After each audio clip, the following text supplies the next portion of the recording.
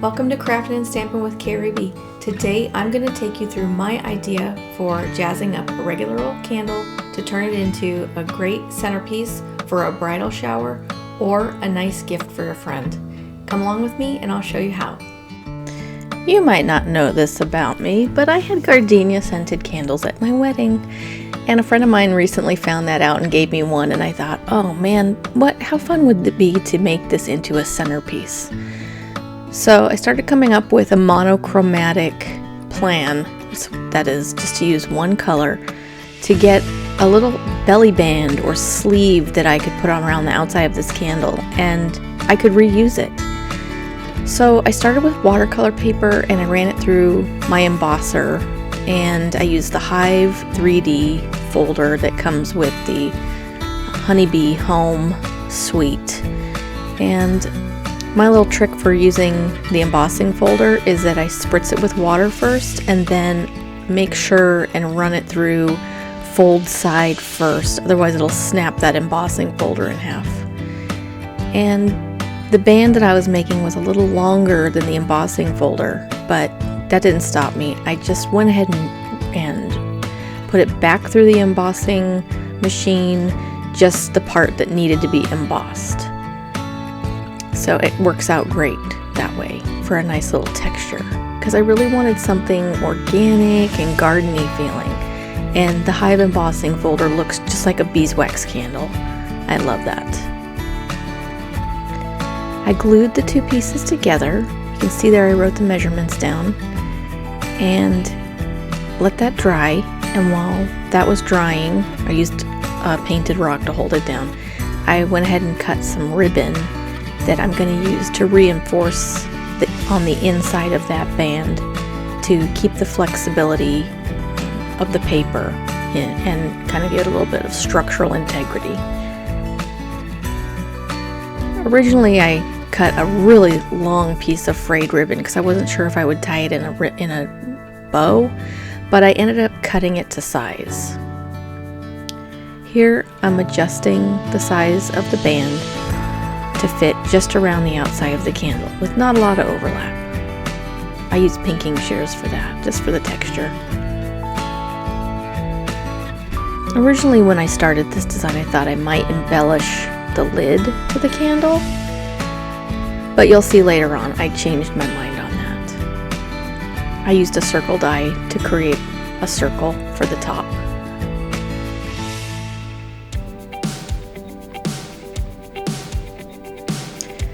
The biggest job with this design is cutting the pieces in advance that you're going to be using, almost like arranging a flower arrangement.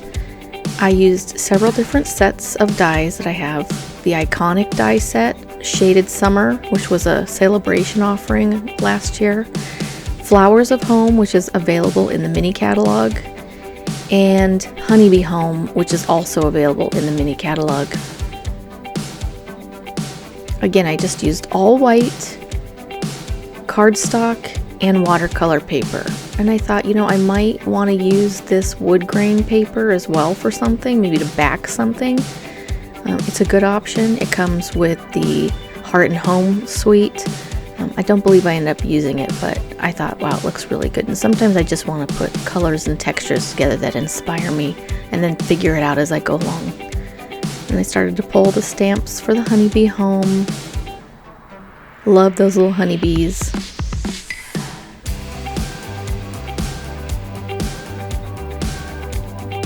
Got some ephemera. This is some lace that my friend Susan gave me from a garage sale. And it comes in super handy. Buttons, of course.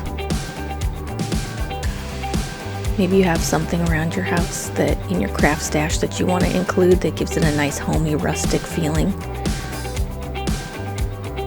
I included those dies that go with the Honeybee Home stamps as well, so I can cut those out perfectly like they almost come out like little stickers. I love it. The next part of the process is preparing some stamped images. I'm going to be stamping some of those little honeybees, and I'm using watercolor paper, and I'm using my Stamparatus here. I chose to use the Stamparatus because of the watercolor paper. When you stamp on watercolor paper, it has a very uneven texture and it doesn't always get into the nooks and crannies. So Stamparatus is ideal for this situation because it will hold the paper right where you want it when you use the magnets. Then I made myself this thing called a Baron. I actually shared that on Pinterest, how to make that. It's a great tool for printmaking and burnishing. Here I'm going to put the ribbon on the back side of the sleeve using double-sided tape. I like that it has a repositionable quality to it in case I didn't get it in the right place, but I work from the center out to the edges, and you'll see later on that I do trim that to size. Here I've got all of the pieces that I've cut and stamped and prepared.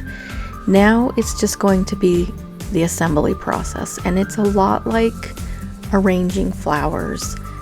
I want it to be even looking, and I find it works better if I work flat as opposed to applying the sleeve to the candle and then trying to work around a curved edge. So that's why I've opted to do it this way.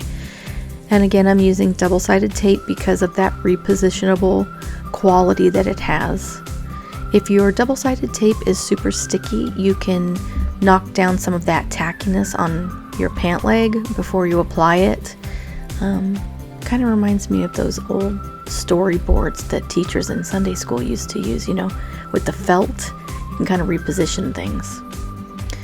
Just using some of those botanical elements, not worrying right now about if it's going to stick up over the candle or the fire hazard, or if it's going to fold, you know, at the bottom or anything like that. Right now I'm just trying to arrange it in a pleasing way. As I go along, I will adjust as I see that there's a need to, you know, fold it over or whatever.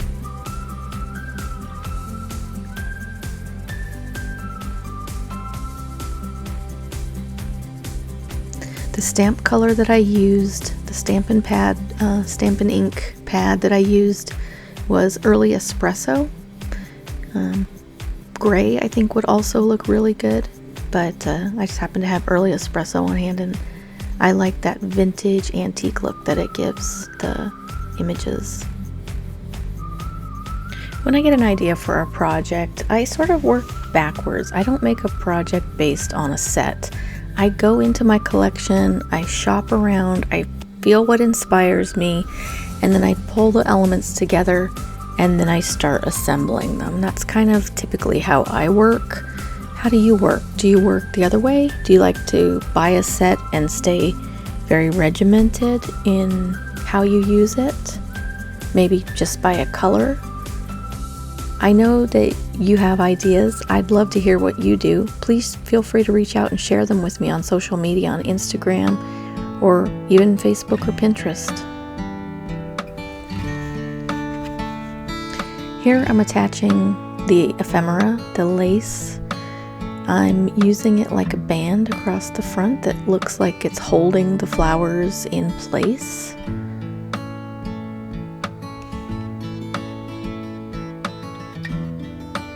And then I'm going to continue to tuck those botanical elements up underneath it before I secure it.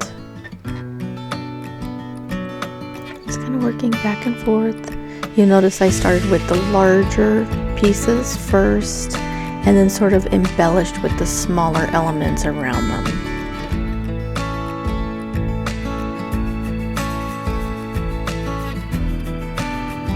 The group of stamped flowers on the left represents the front of the band, and the rest of the band is designed, it wraps around and will meet back up underneath that big set of flowers. Here I'm starting to add some buttons, some vintage buttons. Just gluing those down. If you have larger buttons, you might have to use hot glue in order to hold those in place.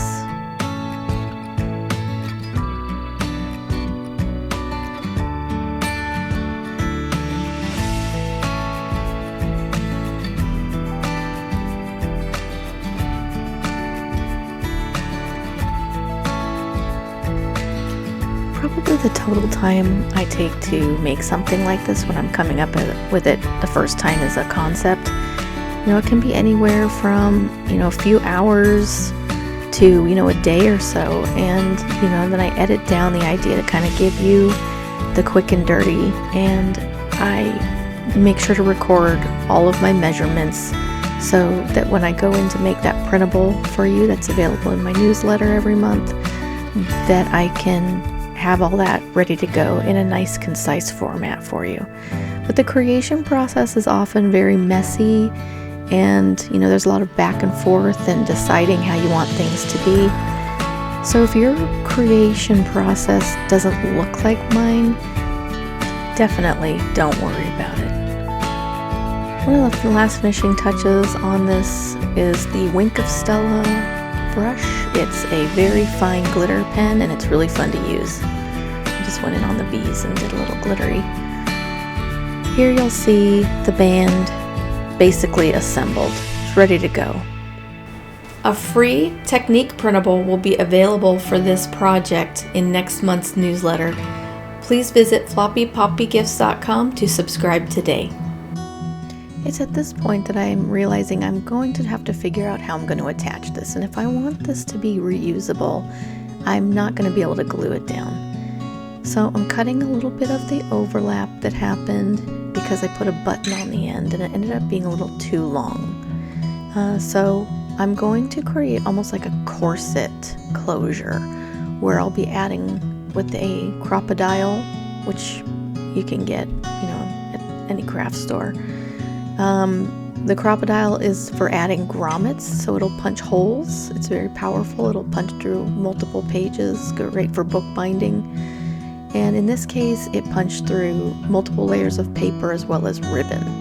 And here I have a grommet setting tool. It's something I've had floating around for a while. Now, when you emboss paper, the structural integrity of it is compromised. So I went ahead and added an adhesive ring there like you might use in office applications, and then I set the grommet around that. So I'm set 4 grommets, and the diameter of the grommet is large enough to fit the twine through that I want. So that's something to consider.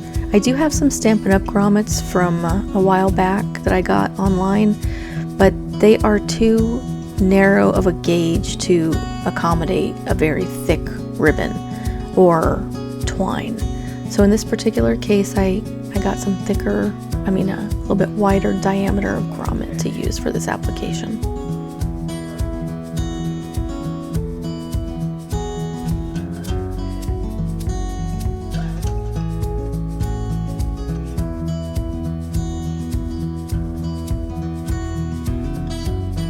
What's nice about this corset design is that if I wanted to use it on a little bit wider candle, I just would have to add a little bit more twine and it would be able to be adjustable. And you could even put that in the back if you wanted.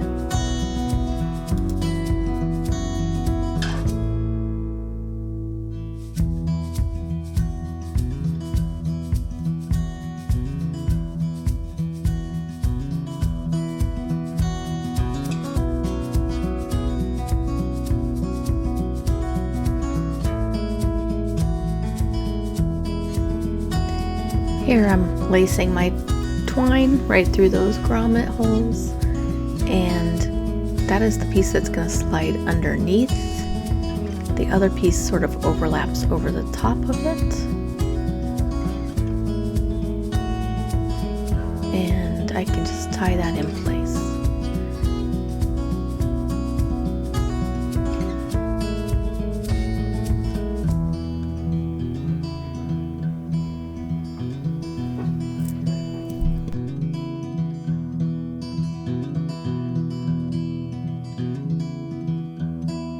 Now if your grommets start to come out a little bit at this point, don't worry, you can secure them with a little bit of glue or just tie them right down and let the bow hold them in. So I'm just going to take one last look here and see what needs to happen with some of these loose elements, and I'm going to go in with my technique, that buttering your toast technique that I like to use with my glue. And I'm just gonna kind of tack things down sort of onto the band so that they don't stick up, get torn in transit, or catch on fire, of course. Have to be mindful of that. And just make them look like they're bowing down with the other elements, the other botanical elements, and it looks really natural and looks really good.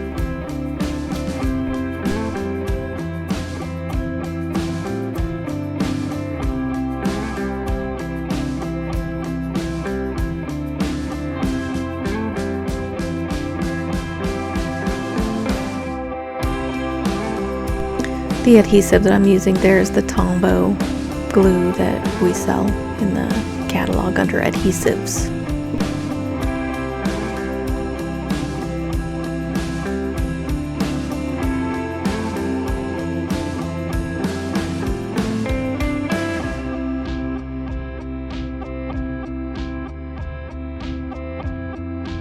If you want to use some tweezers to help manipulate, that works pretty good too.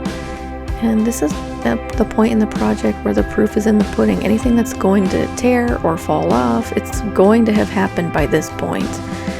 And so you'll know if you need to cut any additional pieces to sort of hide any mistakes or help secure any loose pieces or fill in any gaps.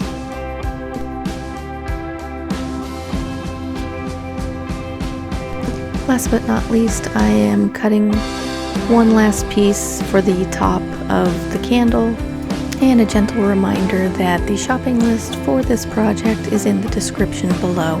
I hope you've been inspired to make your own special centerpiece. Please like, share, subscribe, and comment. Thanks for watching.